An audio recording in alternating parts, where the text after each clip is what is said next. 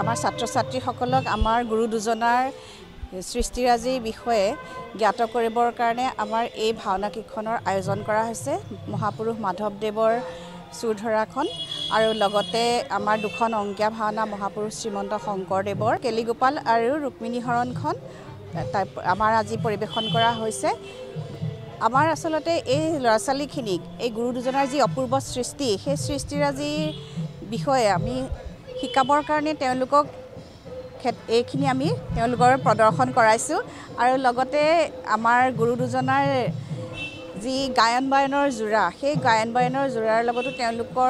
তেওঁলোকক আমি শিকাবৰ প্ৰয়াস কৰিছোঁ আৰু তাৰ কাৰণে আমাৰ শুভজিৎ শইকীয়া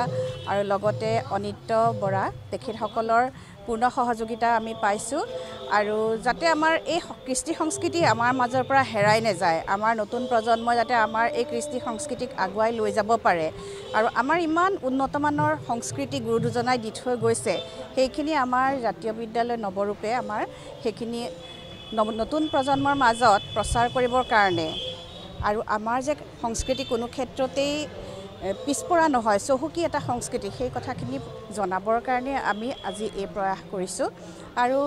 কিমান দূৰ সফল হ'ব পাৰোঁ আমি নাজানো, কিন্তু আমি এই চেষ্টা অব্যাহত ৰাখিম। আমাৰ বিদ্যায়তনিক দিশৰ লগতে আমাৰ এই দিশটোকো আমি সাঙুৰি লৈ আমাৰ নৱৰূপ জাতীয় বিদ্যাপীঠ সদায় আগবাঢ়ি যোৱাৰ প্ৰয়াস কৰিম।